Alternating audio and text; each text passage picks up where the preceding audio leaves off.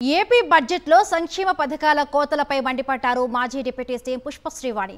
ఎన్నికల ముందు ప్రచారం చేసిన ఏ ఒక్క పథకానికి నిధులు కేటాయించలేదని మండిపడ్డారు. బడ్జెట్ను చూస్తే బాబు షూరిటీ మోసం గ్యారంటీలా ఉందని ఆరోపించారు.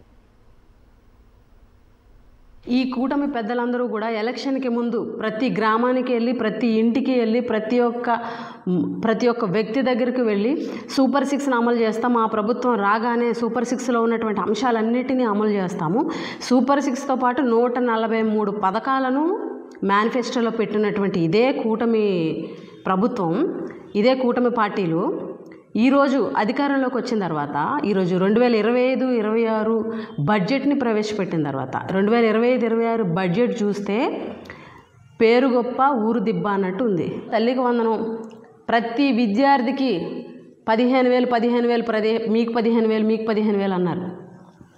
ఈ రాష్ట్రంలో 82 లక్షల మంది విద్యార్థులు ఉంటే 15,000 చొప్పున సుమారుగా 12,000 కోట్లు ఖర్చు అయితే మీరు కేటాయించింది కేవలం 9,407 కోట్ల రూపాయలు మాత్రమే ఈరోజు కేటాయించారు.